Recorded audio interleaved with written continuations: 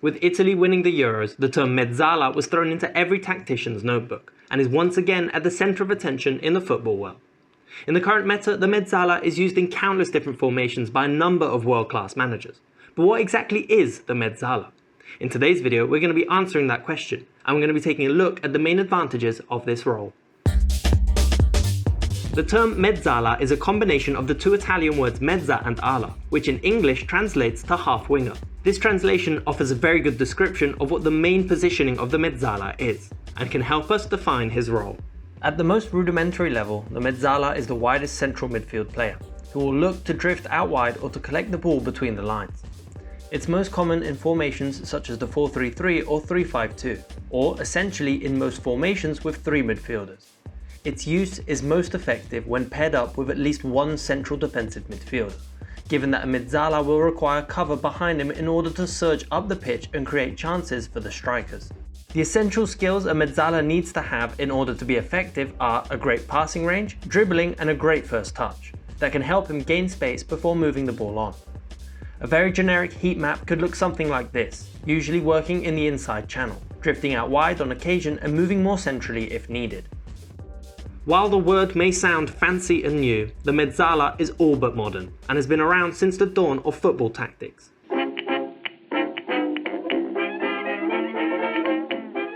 In the mid-1920s, the WM formation started to gain popularity thanks to the excellent Herbert Chapman. In this formation, the two players at the base of the W, the number 8 and the number 10, were referred to as the inside forwards, but had a very similar role to that of a modern-day Mezzala.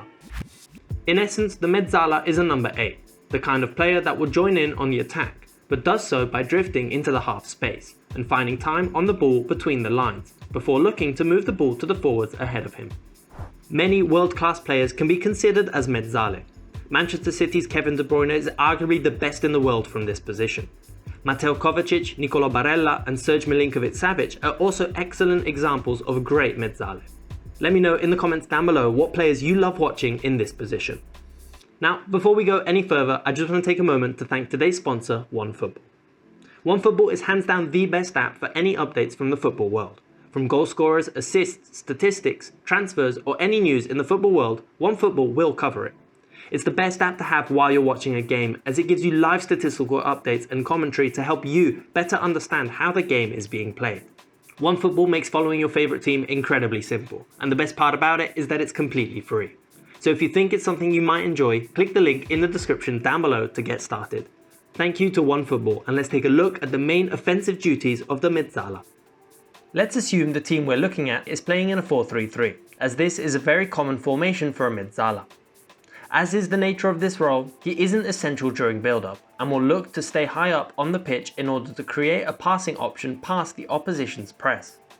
It's most effective when playing alongside a defensive midfielder and a box-to-box midfielder, who will drop deep more often than the Mezzala. An excellent example of this is Manchester City's midfield of Fernandinho, Gundogan and Kevin De Bruyne.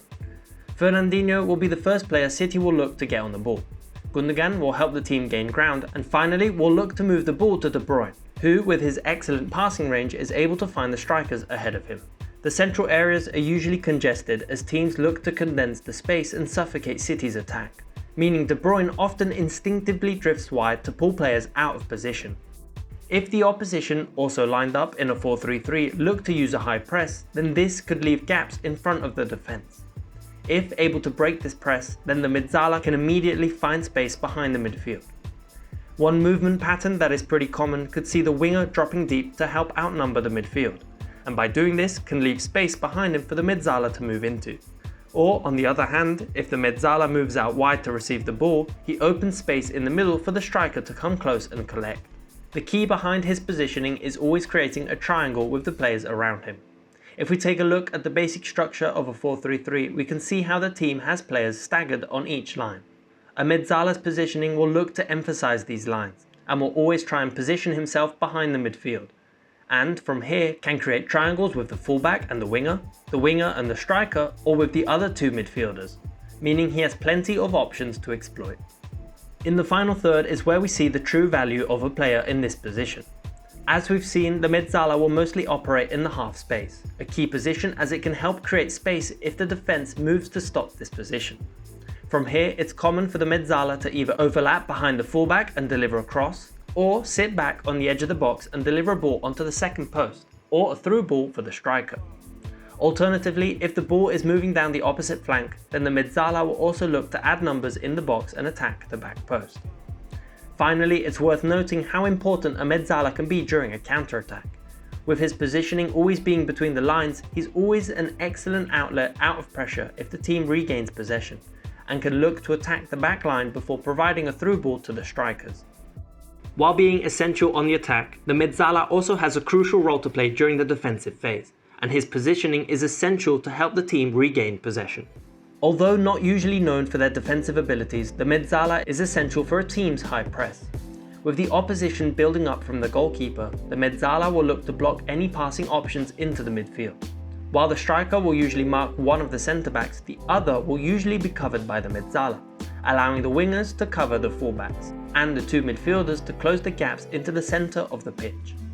If done effectively, it means the opposition will have little space to move up, and when regaining possession, the team will immediately find themselves in a good position to create an opportunity.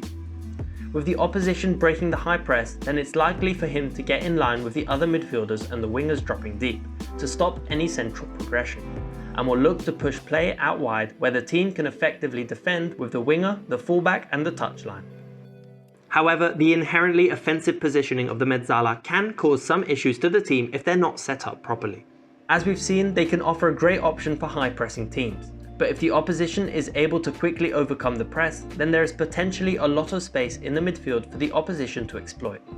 With him closing down the centre-backs, the midfield will be outnumbered in a 3v2, meaning if one of them is to receive the ball, one of the defenders will need to step out of line to help cover.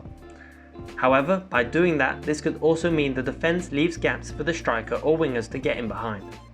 In summary, if the midfield isn't able to close the centre of the pitch effectively, then this could leave the defence exposed, or be in a 3v3 with the opposition attackers. Although leaving space behind can be dangerous and difficult for teams to stop, the advantages the Mezzala offers going forward more than make up for it, and will certainly be a key role for teams and managers for years to come. And now let me know what you think. What's your take on the Mezzala and who's your favourite player in this position? Leave your thoughts in the comments down below, along with any suggestions for future videos. And if you enjoyed this content, please leave a like and subscribe for more. Thanks for watching.